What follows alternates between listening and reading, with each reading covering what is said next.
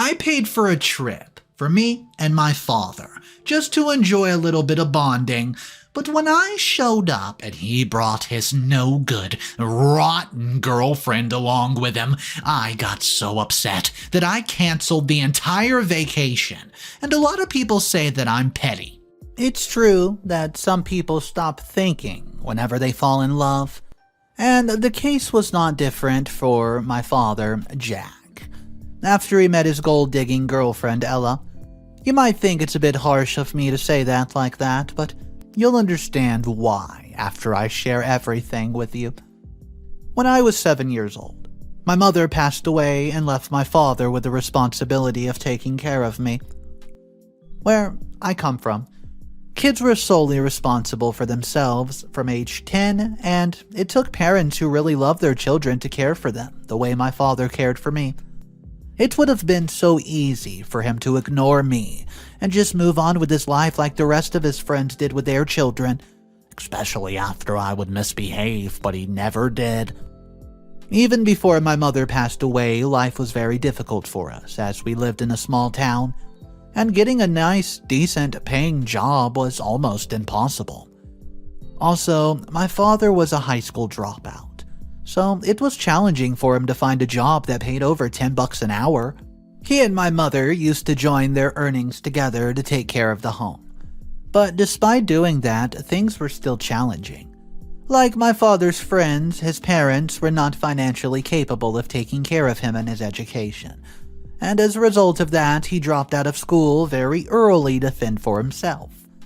However, by the time he was 18, he had met my mom and they dated for 2 years before getting married. During the first 2 years after my mother's demise, my father broke down entirely, and that was the most terrible moment of our lives. He quit his job and found solace in bottles of strong alcohol, and because of this, I forced myself to do something I should not have done.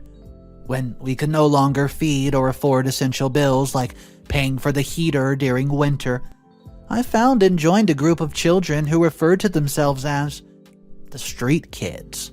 They did shady things to survive. These children were mainly children that their parents no longer looked after and didn't even care how their children survived or made their money. For some mothers, it was so bad that they depended on their daughters to go out and return with cash so they could use it to feed. At the time, I was a brilliant kid. I was way more intelligent than my peers by a long ways, and the reason was that I was still going to school, unlike most of the street kids that dropped out to hustle. To be honest, I joined the street kids because whenever I looked at my father, it looked like he had lost the zeal to keep living, and the only thing that kept him alive was his alcohol. He was no longer himself and had slowly turned into someone I did not recognize. Twice he had sent me to live with a family friend, but I returned to stay with him because I was so sure he would die of depression if he lived alone. One winter, we slept in a frigid house and shivered throughout the night because my father could not afford to pay for the house heater. The most heartbreaking part was, my dad kept apologizing that he failed me and could not take care of me like he promised. Well, my mother, when she was sick on her dying bed, which made me very emotional because even as a child I understood what he was going through, and I knew that he loved my mother a lot. So when she passed, she took a part of him. That same night, I promised my dad that I would take care of us and we would never sleep in the freezing house again, and I was not bluffing. The next day, I joined those street kids for a job, and the job was breaking and entering a shop where the shop owner lived on the floor just above his home. We made our plans, and being the youngest in the group, I was tasked with breaking into the shop the first time I joined them. So I did it, and I took out a few things we were going to pawn for some money, but unfortunately for me, I fell, tripped, and the sound of the crash led the shop owner straight to me. I didn't even know that my crew outside had left me after the fall, and to make things even worse, I was caught. When the shop owner found me, he was not shocked that a kid my age was breaking and entering, because it was very common in our area. Instead, he was just surprised that I was the one. He gave me two options and I had to pick between reporting to the police or being reported to my father. I chose the latter. All of this happened around 1 a.m. and the shop owner called my dad. When he arrived there, he broke down in tears. He blamed himself for what I've done and apologized to the shop owner. Luckily for me, the shop owner was my father's old friend, and he recognized me at the moment he saw me, so he promised not to tell the police, only if father would pay for the damages, and my father agreed. That night was my longest and most quiet walk back home. I tried to explain myself, but my father asked me not to until we get home. It was also the night that things turned around for the both of us. I knew my father was mad, but he also understood why I did what I did, and I did not hesitate to take responsibility for my actions. He cried again when we got home and just kept apologizing to my late mother. I'd seen my father cry just a couple of times, but had never seen something like that night. It was emotional that I joined him in crying too, and after we were done, he made me promise that I would never have to do anything like that again, and I did that in tears. It did not just end there. My dad threw out his newly bought bottles of alcohol and promised me that he would be a better father, and he would support me in any way he could until I became very successful. Also, he guaranteed me that I would never, ever drop out of school because he knew what that felt like. And even if he had to sell his last properties just to make sure that I could make it to college, he would do it. And to show that he was being serious, the following day, my father left home very early in the morning and went searching for a job. And for the first time in a long time, he returned home with a small bag of groceries and the smallest pack of a pizza.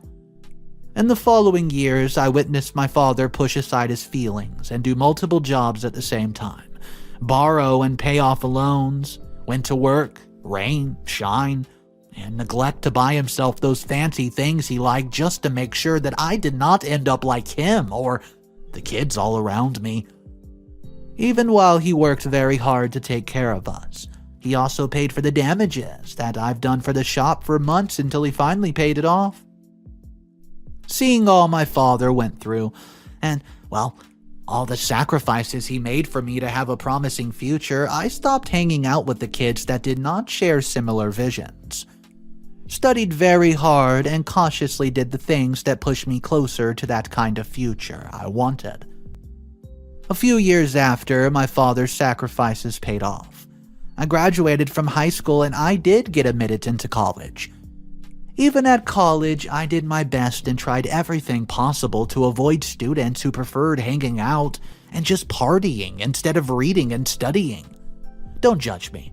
Looking back at the place I came from and all the sweats and hard work done just to get me there, I could not afford to be average.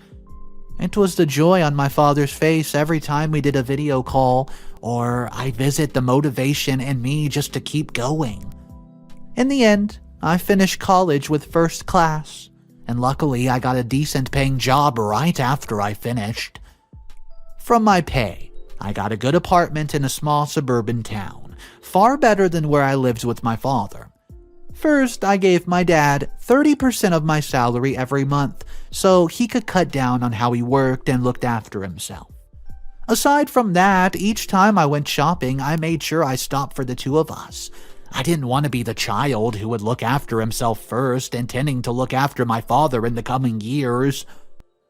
I saw how often he broke down from stress, verbally abused by his rude and younger bosses, and got kicked out from work and the rest, and I did not want to wait until I made my first $1,000,000 to care for him or do the things he deserved. Additionally, every 2 weeks I made sure I went home, did some shopping and stocked up the house with things that he needed, and we went to the movies occasionally and did most of the things he could not do while I was still going to school. On his birthdays, I'd take him shopping, get him a cake, and I'd still go ahead and give him a check. I knew it was my turn to pay less attention to the things I wanted, so I could pay more attention to him. And whenever it was time, I did not have any regrets. It's not like I was earning a lot of money. It was slightly above $1,000 monthly, and by the time I was done paying rent and taking care of essential bills, whatever was left would just go to my dad. I did all of this because I heard stories of children who waited to have a lot of money to take care of their parents, but before that happened, their parents must have passed away and they lived the rest of their lives on regret. I didn't want to live the rest of my life in regret, and I didn't have a family yet, so I tried to take care of him as much as I could before I even started a family. One weekend, I went to visit my father and spent the weekend with him as usual, and playfully he told me that he had a girlfriend. At first, I thought he was just pulling my leg, but I believed him when he showed me a picture of a woman in her early 30s. He said her name was Ella, and they met online through a dating platform his colleague at work told him about. I was so happy for him because honestly, since Mother died, he never mentioned anything about a woman, and as a man, he had needs but chose to neglect all of that just so he could focus on taking care of me. Everything was going well until we invited Ella to join us for dinner one evening at a restaurant, so she could meet. When Ella stepped into the restaurant, I knew my father had missed it. Everything about her screamed pretense, and my instincts told me she was just with my dad for her benefits. I did not have a problem with the age gap because age did not matter to me, but I was more concerned with why she was with my dad. I knew I had no right to choose a woman for my father, so I didn't talk about his choice, and I pretended to like Ella. It would have been okay if I was not just comfortable with her. But when my dad asked me for an outrageous amount of money every week, I just lost it. Initially, it was unlike him to ask me for money since he never did that, except it was urgent. But after Ella came into the picture, it became more of a weekly thing. He would either tell me he needs money to take Ella shopping or cash to buy Ella some wigs. It was always one excuse or the other, and finally it got so bad that I gave my father his percentage of my salary on a Monday. He'd call on a Thursday asking for a loan, and each time I could not say no. Ella literally turned my father into her bank. She stopped working and depended on my father to provide everything she needed, and even moved in with her son. Ella was a one-time divorcee, and she had a 13-year-old son. When my father told me she had moved in with her son and asked him to take care of his school fees and all the rest, I was so mad. I tried to talk some sense to him, but each time I did, he just reminded me that he was old enough to handle his own lover. Well, he said that I should not interfere. While all this was happening, I had been secretly saving money just to take my father on a luxurious vacation, so he could at least escape Ella and her troubles. Not just that, I wanted it to be my way of saying thank you. Thank you for everything that he's done for me. The vacation was meant to be for a weekend at a tropical island resort, and it was an all-expense-paid trip by me. I made all the reservations, booked the hotels, and when everything was settled, I told my father about it. He was very excited about the trip, and I specifically told him it was for the both of us, so we could enjoy nature together and get some time to bond and talk about old stuff. It took me a year of hard work and sacrificing many things to pay for the vacation. Even with vacation in mind, I never stopped doing the things I did for my father. The vacation was meant to be a bonus, and that's why it took that long to save up for it. I knew how much it would make my father happy and just looked forward to spending quality time with him. What's up, everybody? Mr. Reddito here. Today's story is such a mess. There is some updates to get into, and the first update, well, the title is The Night Before We Traveled. If you guys are new to the channel, just go ahead and click that subscribe button for daily updates, just in case you want to see some more videos. It does support me a lot, and I appreciate that, guys. Here is update number 1. The night before we traveled, I could not get down to my father's house because, well, I did have some work to take care of, but I already made a list of the things he needed to take with him, and I packed my bags as well.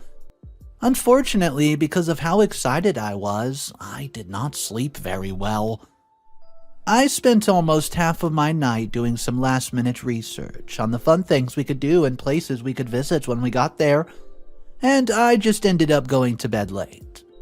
And because I woke up late on the day of our departure, my father told me he was already at the airport waiting for me to arrive. So, I could hear the excitement inside of his voice, and I could not wait to go there too. But, to my great surprise, when I made my way to the airport, from a distance I saw my father standing close to what looked like 3 boxes. So naturally I wanted to know what he needed all of those boxes for, and the next thing I noticed was Ella standing right there next to him. I was surprised to see her there because I specifically told my father it was a 2-person trip. And by that I meant him and me. When I got closer to my father, he hugged me excitingly and said something about Ella needing a trip to relax too.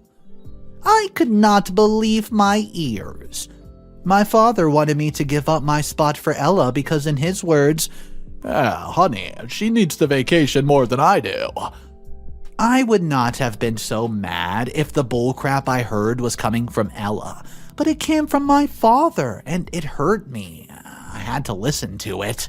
He went on to say he'd be bored with Ella by his side, and Ella tried to emotionally blackmail me into leaving my spot for her.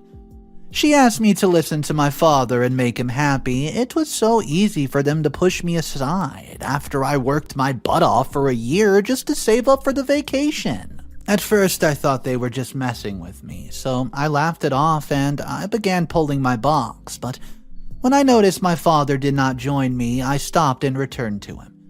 It turned out that Ella was sitting next to my father the day I informed him of the vacation. It was just 2 weeks in advance, so he could take care of what he needed. So after I ended the call, she manipulates him and plays the emotional card. Then, as if that was not enough, my father told me that Ella's son would be coming to spend the weekend at my place, and he specifically instructed me to look after him while they were gone. I stood there speechless and surprised at what my father was asking me to do. He didn't even have the decency to tell me about his change of heart and his plans with Ella. With Ella in his life, he had become a completely different person, and he didn't even care about my feelings at that point. I was so angry that I wanted to walk away from them, but I could not. So I devised a revenge plan. I knew I could not stop them from taking the trip without me, but I could ruin their little vacation, huh? Update number 2. I felt so betrayed, but the thought of my revenge plan pacified me. You might think I should not have gotten upset that my father picked his 5-month-old girlfriend over me for a vacation that I denied myself good things to save up for, but I was.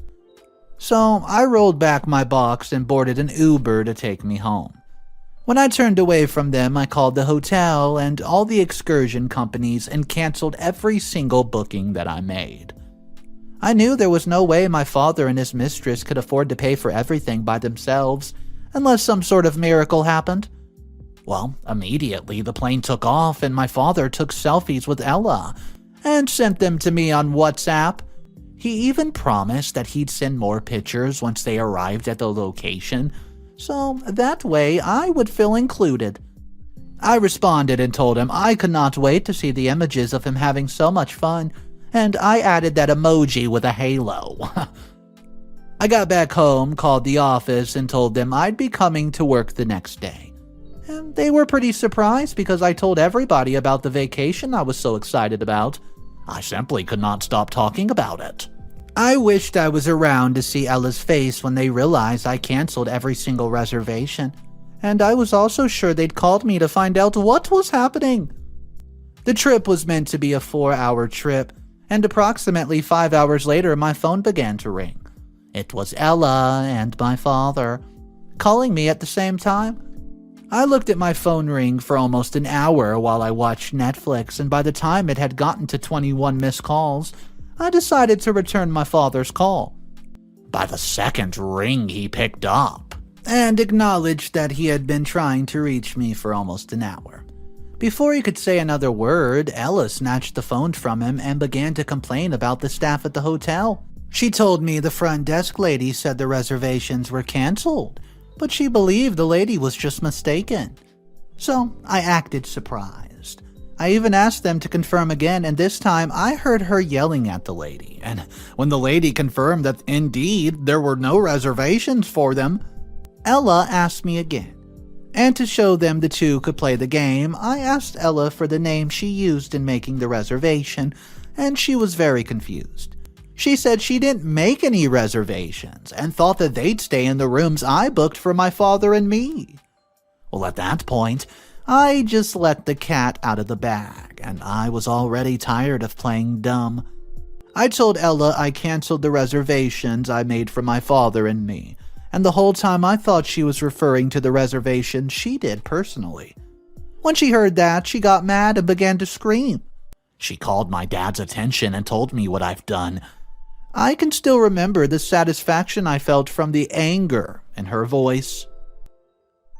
Update number 3. When my father heard what I've done, he got mad at me and said they did not need me to pay for their hotel anyways. I knew he was really disappointed at what I've done, but at that point I simply did not care. He betrayed me, and I only gave him a taste of his own medicine. After the call ended, they tried to pay with their credit cards, but it must have been maxed out. Their credit cards combined together could simply not pay for the room. And that's when Ella swallowed her pride to call me back. She tried to sweet-talk me just to pay for at least a night, and I could hear the desperation in her voice. I told her I could simply do nothing because I already used the money for something else. When she realized that I was not going to change my mind, she called me names and bragged about having a distant relative on the island. With Ella's personality and entitlement mentality, I knew it'd only be a number of days before her distant relative got tired of them.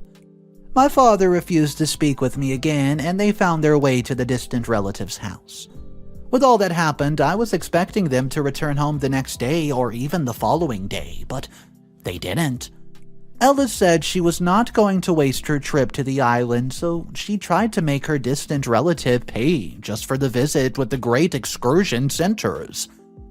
The first few days, Ella's distant relative did not have an issue with housing and feeding them. She was even nice enough to take them around the island. But when Ella did not mention anything about returning home, it was at that point her distant cousin kicked her and my father out of the house. This time around, they were stranded for real in a foreign country, and that's when my father told her it's time to go. Surprisingly, Ella refused, and despite not having anywhere to stay, Ella said she wanted to spend more time there. She even asked my father to call me and cook up a lie so I could send them a bit of money. But when my dad refused, she got angry. She said my father embarrassed her by bringing her to a foreign country with no money. And she also blames my father for the humiliation she got from her distant relative. My father refused to speak with me this whole time because he believed that I disgraced his presence for his dear wife-to-be. Originally, the plan was for my father to spend the weekend there, then return on a Sunday, but when Ella got there, she spent almost a week, and it didn't look like she was ready to go home anytime soon. My father kept telling her that they had to go. He was not having fun and he was uncomfortable with their situation. Also, he wanted to return home and continue his work, but Ella insisted that they stayed till Sunday. And angered by her actions, my father traveled back and left her there. Update number 4. This is the final update by OP. So, turns out Ella decides to return just 2 days later. She went to my father's house and yelled at me. She called him names and even went as far as saying that my father raised a weak and miserable man. Ella said that she had never seen a hopeless and pathetic man like my father, who depended on his son's money to take care of a woman. And that's when my father confronted her. My dad asked Ella if she had a contribution to anything inside the house since she moved in, but she just continued to defend herself. And in the heat of the argument, she said she could not be with a man who had no money, so my dad got so mad that he kicked her and her son out of the house. At that point, my father realized the kind of person she truly was, and due to the anger and pressure, he realized that she was way too toxic to him. When it finally dawned upon Ella that my father was not taking her back, well, you could say she reached out to me and asked me to beg him on her behalf, but I didn't. I was mad at my father for not taking my calls, and I made up my mind that if he wasn't calling me, I wouldn't. Ella kept pestering me and blowing up my phone, and later on I found out that she did all of that because she had nowhere to stay. She did not have any place to stay, and her friends and family did not want her because they were tired of her attitude. She was just the kind of woman who did not like to work, but she enjoyed manipulating and leeching on the other people to do what she wanted. She was just the proverbial good riddance of bad rubbish. And I'm glad my father realized that before it was simply too late. About a week later, after everything happened, my father called me and asked if I could come home and see him. From how he spoke, I knew he was feeling remorseful for what he's done and just wanted to make things right. So, when I went home that weekend, I met him cooking, and he asked me to join, and I knew it would be hard for him to admit that he was oh so wrong. So, I apologized first for canceling all the reservations, and then he apologized for choosing Ella over me and allowing her to manipulate him. I didn't want to hide it anymore, so I simply told him how I felt about Ella, and explained that I did everything I've done because of him and not for her. Well, he apologized again, but I knew it wasn't his fault. He had not been with the woman in a long while, and that's why he did nothing but love and provide for her. He told me that the reason he did all of that was he was thinking she'd replace my late mother, but no matter how he tried, it just didn't feel right. Knowing how much he wanted that trip, I booked reservations again on the day he called me, and I told my office I was going on leave the following weekend so they could prepare in advance. After our conversation and settling our differences at his home, well, I told him that our vacation was still on. And he was so happy, of course. I was delighted as well. And the following week, we went on the 4-day vacation. It was one of the happiest moments of my life, and I wish Ella was there just to see how happy we were without her.